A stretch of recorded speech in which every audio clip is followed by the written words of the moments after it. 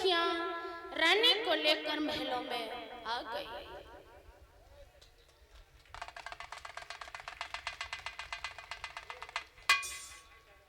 रानी को लेकर के जब महलों में आ गई, समय व्यतीत हो गया। धीरे धीरे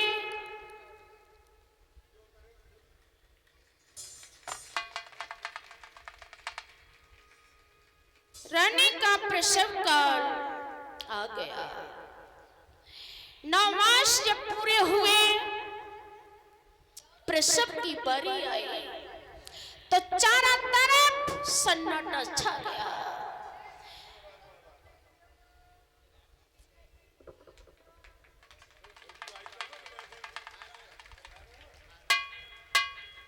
और इधर हमारे चाचा जी धर्मेंद्र यादव जी, जो हमारे मान्यवर मुन्ना लाल बाबा जी के बड़े सुपुत्र हैं, इनका जन्म स्थान बढ़िया में है और वर्तमान निवास इनका एटा में है। ये मुझे सम्मानित कर रहे हैं। मैं 2 शब्द अपने चाचा जी के लिए बोलूंगी।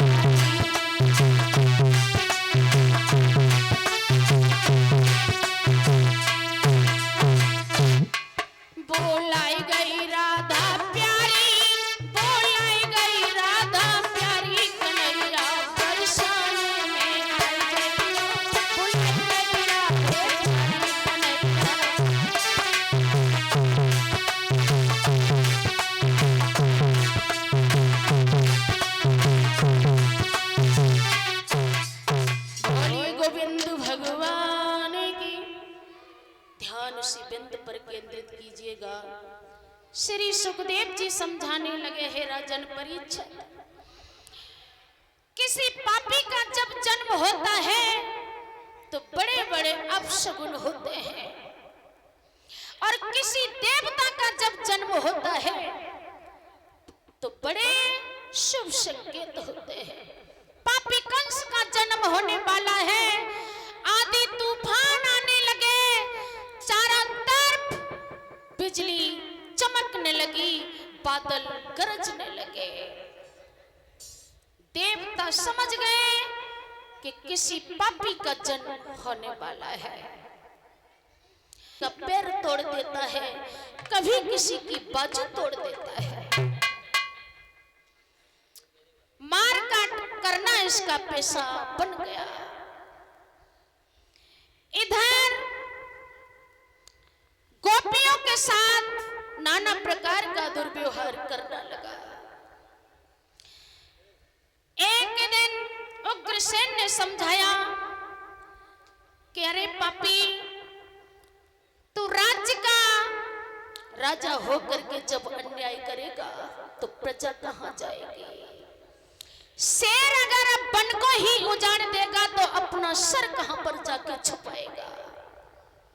पापी, तू ऐसा अत्याचार क्यों कर रहा है? कंस कहने लगा है कि पिताजी, आप बूढ़े हो गए हो, आपको राज्य चलाना नहीं आता। उग्रसेन को गद्दी से उतार दिया और हाथ हथकड़ी लगवा करके उन्हें कारागार में डाल दिया। स्वयं वहां का राजा बनकर के बैठ गया। कंस का विवाह जरासंध की बेटियों के साथ किया गया, अस्थि और प्राप्ति के साथ। जरासंध ने अपनी आधी सेना कंस को दे दी थी और एक कुबलिया पीड़ हाथी को दहेज में दिया। दोनों बेटियां दुल्हन बन करके मथुरा में आ गई। समय बदलता गया।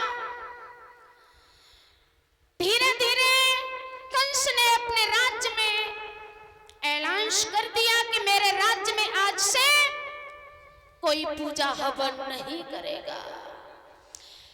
कहीं पर साधु महात्मा को माला जप करते हुए देख लो तो उसे पकड़ करके जेल में डाल दो। चारों तरफ खून की नदियां बहने लगे। श्रीधर देवता घबराने लगे, कहने लगे हैं कि ये पापी अत्याचार कर रहा है। मैया पृथ्वी और सभी देवता विष्णु भगवान के पास वैकुंठ धाम में गए तो कहा है कि देवताओं, चिंता मत करो, मैं जल्दी ही आपके संकट को दूर करूंगा। तुम जाओ और मैं जल्द ही आने वाला हूं। इधर कंस की बहन थी देवकी। देवक ने कहा है कि इसका विवाह करना है, विवाह के योग्य हो गई है। उधर कंस कहने लगा है कि अपनी बहन देवकी का विवाह हम करेंगे। देवकी का विवाह वसुदेव के साथ कर दिया गया। ये कंस अपनी बहन की विदाई करने के लिए जा रहा था। डोली लेकर के गांव से बाहर आया तो आकाशवाणी हुई कि अरे कंस, जिस बहन को तू इतने प्यार से विदा करने के लिए जा रहा है और इसी बहन का 8वां बालक तेरा काल बनेगा। और देवताओं ने आकाशवाणी की है,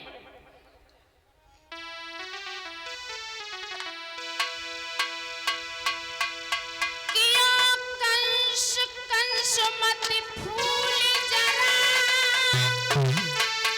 ये फूल बहुत को मिलाएगा। बस इसी फूल के द्वारा ये तुझको धूल मिलाएगा।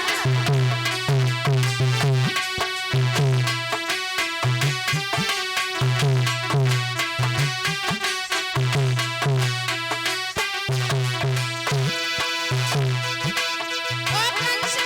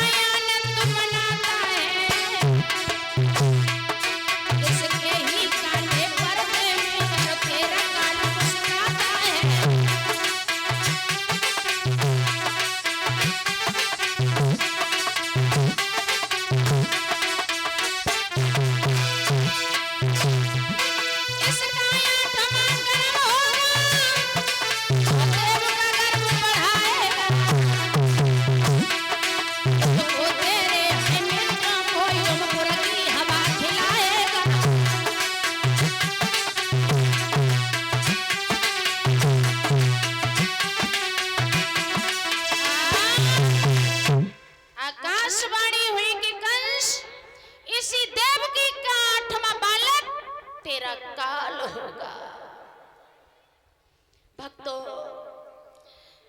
तो उसने देवकी के केस पकड़ करके रथ से नीचे खींच लिया और उसे मारने लगा। कहने लगा है बहन, जब तू नहीं रहेगी तो हमारा काल कहां से पैदा होगा। केस पकड़ लिए, मारने के लिए तलवार उठाई तो वसुदेव जी बीच में आ गए। कहने लगे तुम छत्री होकर के अबलाओं पर हाथ उठा रहे हो, तुम्हें शोभा नहीं देता है, तुम इसे मारो मत। कंस कहने लगा है कि आओ पहले तुम ही से निपट ले, उसके बाद देवकी को देखेंगे। जवाब दिया है कि राजन मारो मत, हम तुमसे वादा करते हैं कि जो भी बालक देवकी के पैदा होगा हम आपको देते जाएंगे। वसुदेव की बात पर विश्वास करके कंस ने देवकी और वसुदेव को कारागार में डाल दिया। देवकी रोने लगी है, कहने लगी है कि ये क्या हुआ। और कंस ने कहा कि वसुदेव देख लेना। रो करके वसुदेव कहने लगे हैं कंस, अरे सोनी कंस की बात लला की नायर